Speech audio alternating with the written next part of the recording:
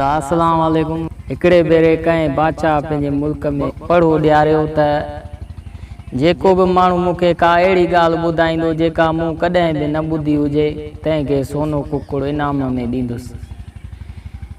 जेकॾहिं मुंहिंजी ॻाल्हि ॿुधल हूंदी त पोइ उन माण्हूअ खे जेल में विधो वेंदो। सॼे मुल्क में उहा ॻाल्हि पखिड़िजी वई। अलाए किथां किथां जा माण्हू बादशाह जी कचहरी में अचे ॻाल्हियूं ॿुधाइण लॻा। पर जेको बि ॻाल्हि खणे बादशाह पहिरीं जुमिले ते चए त हल उहा ॻाल्हि ॿुधल आहे। बसि उन महिल सिपाही वठी उन माण्हूअ खे जेल में बंदि कनि। उन शहर में हिकिड़ो ग़रीब बकरार रहंदो। वेचारे खे ॿिनि वेलनि लाइ बि वॾा वस करणा पवंदा हुआ। हिकिड़े ॾींहुं ख़्यालु कयईं त हली का बादशाह वटि क़िस्मत आज़मायां। जेकॾहिं सोनो कुकड़ मिलियो त पोइ मौजूं आहिनि, जे न त बि हिन आज़ार खां त जिंद छुटी पवंदी। सो दिली दिलि में हिकिड़ी ॻाल्हि ठाहे अची बादशाह जी कचहरीअ में पहुतो।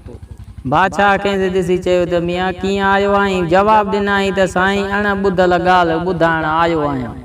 बादशाह खिली चयुसि त मियां तोखां वॾा अकुल ऐं होशियार ॿधिजी विया, हितां मोटी वञ।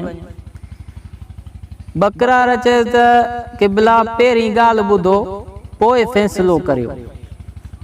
बादशाह चयुसि त चङो भला ॿुधाए। बकरारो हथ ॿधी हिन तरह ॻाल्हि शुरू कई। क़िबला हीअ उन्हनि ॾींहंनि जी ॻाल्हि आहे जॾहिं तूं अञा नंढड़ो हुएं ऐं तुंहिंजो पीउ हिन मुल्क ते बादशाही कंदो हो। मुंहिंजो पीउ बि हिन मुल्क जो वॾे में वॾो सौदागर हो। संदसि वापारु सॼी दुनिया में हलंदड़ हो। माल मिल्कियत जे बाबे जे बराबरि ॿियो को बि माण्हू कोन हो। तंहिं करे सॼी बादशाहीअ में संदसि वॾो हुल हो।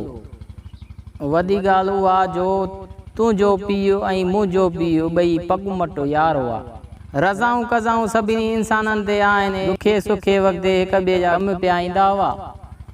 हिकिड़े भेरे बाबो कंहिं विलायत ॾांहुं वापारु सांघीअ वञिणो हो। सो वञण महिल बाबे पंहिंजे घर जो सोनो जंड तुंहिंजे पीउ खे अमानत तौरु रखण लाइ ॾिनो ऐं चयो हुयईंसि त आउं तोखां उहो ॾुखीअ सुखीअ महिल वठंदुसि। केतिरनि सालनि खां पोइ मुंहिंजो पीउ वापारु करे मोटी आयो। उन जे विच में तुंहिंजो पीउ गुज़ारे वियो ऐं तूं तख़्त ते वेठे, पर बाबे जंड वारी ॻाल्हि ज़बान ते कान आंदी। छो जो बाबो उहो जंड ॾुखे वक़्त लाइ पासीरो करे रखियो हो। किन ॾींहंनि खां पोइ बाबो बि गुज़ारे वियो, पर मरण वक़्तु मूंखे सॼी हक़ीक़त ॿुधाए चयो हुयईं त जेकॾहिं बि ॾुखियो वक़्तु अचई तॾहिं उहो सोनो जंड वञी बादशाह खां वठिजांइ। कुझु ॾींहं त अलाह जी महिरबानी हुई, तंहिं करे मूं साईं जिन खां उन जी घुर न कई। पर दुनिया जा लाचाड़ा आहिनि। इंसानु कॾहिं भरीअ में त कॾहिं भाकुर में। ॾुखिया ॾींहं पुछी कोन अचनि, पर तॾहिं बि मूं तव्हांखे तकलीफ़ कान ॾिनी। हाणे जॾहिं खाइण लाइ का शइ ई न रही तॾहिं अची हाज़ुर थियो आहियां। हाणे जे अव्हां उहा जंड वारी ॻाल्हि ॿुधी हुजे त पोइ महिरबानी करे सोनो जंड मोटाए ॾियो, ऐं जे उहा ॻाल्हि न ॿुधी हुजे त उहो सोनो कुकड़ ॾियो। बादशाह सॼी ॻाल्हि ॿुधी माठ में अची वियो। जे थो चए त उहा ॻाल्हि ॿुधी अथमि त सोनो जंड थो ॾियणो पवे, ऐं जे चए थो त ॻाल्हि ॿुधल न अथमि त सोनो कुकड़ थो ॾियणो पए। आख़िर कुझु देरि खां पोइ चयईं मियां बाबे त मूंखे उहा ॻाल्हि ॿुधाई कान। तंहिं ते बकरार चयुसि बादशाह सलाम, जे तव्हां जी उहा ॻाल्हि ॿुधल कान्हे त पोइ उहो सोनो कुकड़ मुंहिंजो आहे।